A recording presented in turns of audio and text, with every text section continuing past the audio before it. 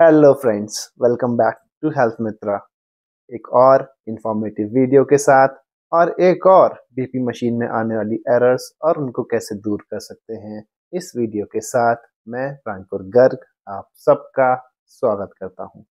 इस वीडियो में आपके साथ शेयर करूंगा कॉमन एरर्स जो कि आती हैं BPL B21i बीपी मशीन में। अब बेसिकली जब मैंने इस मशीन की अनबॉक्सिंग की थी तो उस टाइम जो मॉडल था इसका वो था BPL B21 और ये मैं लेके आया हूँ अभी। इस टाइम जो मॉडल आ रहा है वो है BPL B21i। तो बेसिकली कोई डिफरेंस नहीं है दोनों मॉडल्स में, थोड़ा साइज का डिफरेंस है बस, क्योंकि B21 जो था वो थोड़ा बड़ा था, इसमें ये थोड़ा छोटे साइज में है। और आई डोंट नो, बस डिफरेंस मुझे बस यही लगा है क्योंकि इसमें जो बटन है वो ब्लू कलर का है, उसमें ब्लू कलर का बटन नहीं था। जो मेरे समझ में आया दोनों मशीन्स में डिफरेंस वो यही है। कॉमन एरर्स ऐसा नहीं है दोनों में अलग अलग रहेंगी, दोनों में एरर सेम रहेंगी, दोनों का जो एरर सॉल्व करने का तरीका है वो भी सेम रहेगा। तो बिल्कुल कंफ्यूज मत कीजिएगा। अगर आपके पास BPL B21 है और B21i अब जैसे आ गया है तो इसमें इतना कोई इशू नहीं है, दोनों की एरर्स कॉमन ही रहती है। चैनल पर नए आए हैं तो अपने हेल्थ मित्रा को सब्सक्राइब करना बिल्कुल मत भूलिए और लाइक करके कमेंट करके बताइए कि ये कंटेंट आपको कैसा लगा। BPL B21 की कंप्लीट अनबॉक्सिंग और उसका रिव्यू ऑलरेडी मेरे चैनल पे अवेलेबल है, आप जब चाहें उसको देख सकते हैं। उसका लिंक ये रहा, आप उसको देख सकते हैं तो आपको पूरा आइडिया मिल जाएगा कि BPL B21 मशीन कैसी है। अब शुरू करेंगे हम लोग इसमें आने वाली कॉमन एरर्स से। तो एरर्स जैसे मैंने आपसे डिस्कस किया था लास्ट वीडियो में, दो टाइप की होती हैं। एक होती है आपकी कॉमन एरर्स, एक आती है आपकी टेक्निकल एरर्स। कॉमन एरर मतलब जो हमारी गलती से हो जाती हैं, जैसे जो इसमें सेल लगते हैं उसकी पोलैरिटी हम कभी कभी चेंज हो जाती है। पॉजिटिव जहाँ लगाना चाहिए वहाँ निगेटिव लगा दिया, निगेटिव पॉइंट पे हमने पॉजिटिव लगा दिया तो जो है वो रीडिंग नहीं आएगी। दूसरा, जो इसमें जो USB वाला पॉइंट होता है वहाँ पे हमने पावर सप्लाई चेक नहीं करी, या जो कफ हम बांधते हैं कफ हमने चेक नहीं करा, कफ डैमेज था, तो ये सब जो आती हैं ये आती हैं आपकी कॉमन एरर्स में। बहुत ज़्यादा हम लोग बॉडी मूवमेंट कर दिया हमने, तो ये जितनी भी एरर्स हैं ये सब कॉमन एरर्स में आती हैं। और टेक्निकल एरर्स में आती हैं ER1 ER2 इस टाइप की। सबसे पहले जो एरर इसमें आ सकती है वो आती है ERR2, एरर 2। अब इसका क्या मतलब है? इसका मतलब ये है कि जो कफ आपने बांधा है वो बहुत ज़्यादा लूज है। बेसिकली ये कफ एरर होती है। और इस केस को सॉल्व कैसे करते हैं कि जो आपने कफ बांधा है उसको आप एक बार चेक कर लीजिए, बहुत ज़्यादा लूज ना हो, बहुत ज़्यादा टाइट भी ना हो, बिल्कुल परफेक्ट फिट होना चाहिए, तो ये एरर आपकी दूर हो जाएगी, जो कि होती है आपकी ERR2। बेसिकली कफ एरर होती है, इसमें इतना कोई ज़्यादा परेशान होने वाली बात नहीं रहती। दूसरी टाइप की जो एरर आती है वो आती है ERR3।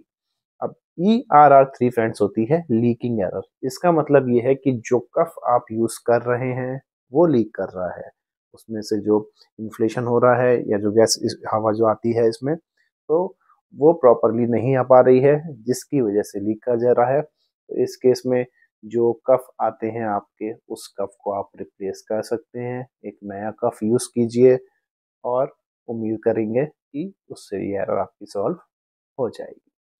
नेक्स्ट एरर जो आती है वो आती है ERR6। अब ERR6 का मतलब ये है कि ये एरर आती है basically beyond the pressure range. मतलब जो इस मशीन का प्रेशर है उस प्रेशर से एक्सीड कर गया है प्रेशर, तो उस टाइप में जो एरर आती है वो आती है ERR6। इस केस में दोबारा से आप रीडिंग लीजिए तो ये एरर आपकी ठीक हो जाएगी।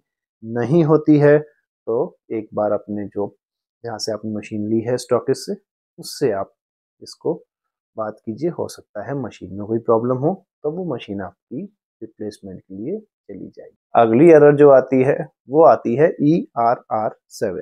इसका मतलब ये होता है improper pressure cause by arm और बॉडी। मतलब जो प्रेशर है वो इवन नहीं है। इसे आप ऐसे समझ सकते हैं कि जब हम रीडिंग ले रहे हैं उस केस में जो हमारा हैंड है या बॉडी है वो मूवमेंट कर रही है। हैंड या बॉडी मूवमेंट अगर होता है तो जो प्रेशर होता है वो फ्लक्चुएट कर जाता है, जिसे हम लोग कहते हैं improper pressure due to body. तो इस केस में अपने हाथ को बिल्कुल आपको स्टैटिक रखना है, स्थिर रखना है, बॉडी मूवमेंट बिल्कुल ना के बराबर करना है। और ये अगर आप करते हैं तो इस एरर को आप आराम से अवॉइड कर सकते हैं। अगली एरर जो आती है वो आती है ERR10। बेसिकली ERR10 एक सिस्टम एरर होती है और इसके लिए आप ज़्यादा कुछ नहीं कर सकते। दोबारा रीडिंग लीजिए, अगर दोबारा रीडिंग लेने पर भी ERR10 आ रही है तो मतलब मशीन में कोई प्रॉब्लम है, सिस्टम में कोई प्रॉब्लम है। नेक्स्ट एरर जो आती है वो आती है ERR11।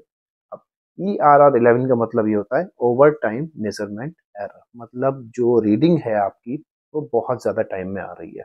जनरली 1 से 1.5 मिनट में रीडिंग कंप्लीट हो जाती है, तो बहुत ज़्यादा टाइम लग रहा है रीडिंग को आने में। तो इस केस में जो एरर आती है वो आती है ERR11। इसके लिए भी वही सिचुएशन रहेगी कि आप जो है दोबारा से इसकी रीडिंग ले लीजिए।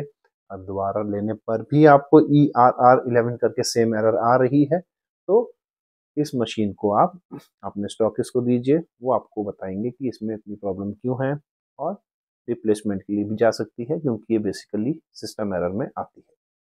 लास्ट एरर जो आती है वो आती है ERR14। वो भी एक सिस्टम एरर ही होती है।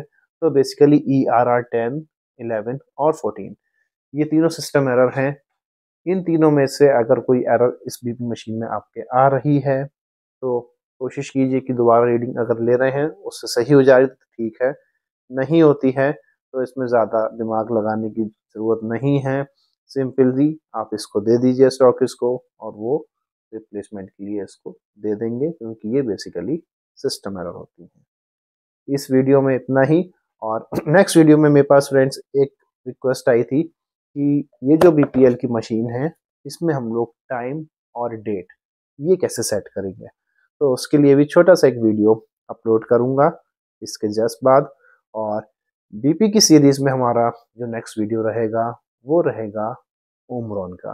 तो इन दोनों वीडियो के साथ जल्दी ही मिलता हूँ आपसे, और तब तक थोड़ा सा इंतज़ार और बनाए रखिए अपना थोड़ा सा प्यार। धन्यवाद।